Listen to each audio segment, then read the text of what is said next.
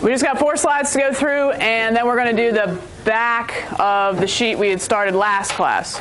The last class we talked about ionic bonding. And we're in Unit 4, our bonding unit. We'll also later talk about covalent bonding, but we're still talking about bonding with ions. And you guys are studying, hopefully, your polyatomic list for that quiz coming up next Tuesday? Yeah. Tuesday, where I'll give you the name and I'll want the formula and the charge. Or I'll give you the formula and I'll want the name and the charge.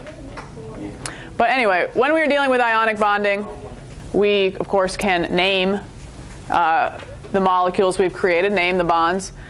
And we already said that the metal comes first, or the positive ion comes first. Then you say the second ion, but you do change the ending.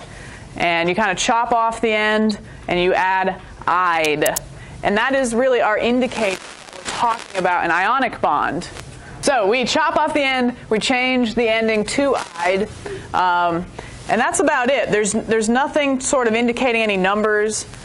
For a different type of bonding, we'll use words to indicate how many of each atom are present, like 2 will mean di.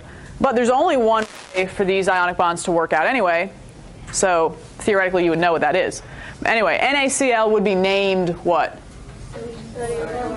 Good, sodium chloride. Also a good way to know if you've put it in the right order, because if you had ClNa, that wouldn't sound right. Chlorine, sodiumide, you know, never heard of something like that. How about MgCl2? What would we name it? Magnesium chloride. Good. And KBr? Potassium bromide. So not bromine, but chop off the ene, make it "-ide". The end. Piece of cake for naming. So everything is yeah, and I don't necessarily have a rule for how much of the end to chop off. You'll kind of get used to it. Just make it sound right. Like, you know, fluorine would be fluoride, fluorine would be chloride, bromine would be bromide.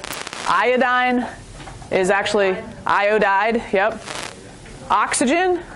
Oxide. Not oxygen. Oxide. Just OX-ide. Oxide. Nitride, sulfide. Okay. All right, now, we've also come up with how to do the formulas with the dot diagrams and showing where the electrons would transfer from the metals to the nonmetals. And we did that once for bell work. We did that all last class. But there's a much quicker way to do it. And it's called the Crisscross method. So the way the Crisscross method works to help come up with your formula is, of course, you're going to write the symbol for both elements, put the metal first. Then you're going to write the oxidation numbers for both elements, which we talked about how to get last class. Let's review that real quick. Let's pick oxygen again. Oxygen has how many valence electrons? 6. It's in column 16. But what's its oxidation number? 2. 2 negative. Now, the easy way to get it is it's the blue Post-it note. But those won't be up there for the test. So again, why is it 2? Well, because oxygen's got 6. It really wants 2 more electrons to be stable. So hence its oxidation number is 2. And gaining, we know, is negative. All right, then we just crisscross the oxidation numbers. We switch the numbers, you know, get rid of the plus or minus sign. We don't put plus or minus signs on the formula. And the only problem, though, is if they are the same number. Because we wouldn't have a formula like MgS2, and I can draw that real quick to show you. All right, so with the dots, magnesium's in column 2, would have 2 valence electrons. Sulfur's in column 6, have 6 valence electrons. So you can see what would happen. Sulfur would just love to get these 2. And so our formula for magnesium bonding with sulfur should really just be what? MgS. So you do have to be careful if the crisscross leads you astray with the same numbers down here. If they're ever the same, like if 2 magnesium is going to make 2 sulfurs happy, stable, well then 1 would have made 1 happy and stable. So just reduce, go with the smallest combination possible, which would be 1s. Yeah, so they cancel only if they're the same number. All right, so quick examples.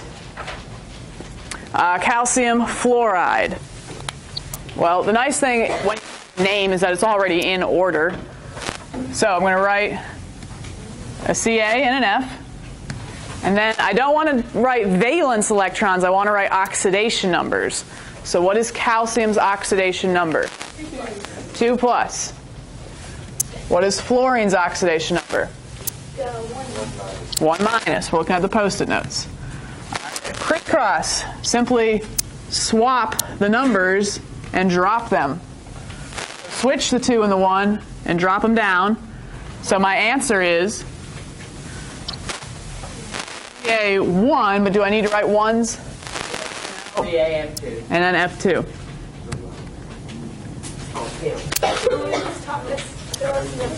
I like you to see how it works out. Quick check just for this one. You know, Ca, 2 valence electrons. Fluorine's got 7. So 1 would make that fluorine happy, but we've got to get rid of this dot as well. So you would need another fluorine, and it would get the other one.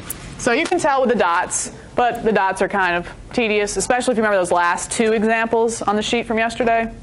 That took a little while. So there's a much quicker way to get the formula. But I wanted to do the dots so you can kind of see what's really happening. All right, aluminum sulfide. Aluminum is Al. Sulfide is from sulfur, which is S. All right, so what is aluminum's? All right, oxidation number is 3 plus. Sulfur? 2 minus. So, crisscross. Swap the numbers, drop them, lose the plus or minus. What is the answer? Brilliant. Done. And the ones with the 2 and the 3, that would have taken a while to draw out. All right, last one, calcium sulfide, Ca and S. Calcium's charge 2 plus, sulfur's charge 2 minus. We've been doing sulfur here. So this one? Yes, it evens out. We would think about doing crisscross, but you notice they're the same number. So only 1 calcium is needed to make 1 sulfur happy. So just CaS. That's the only downfall of the crisscross method.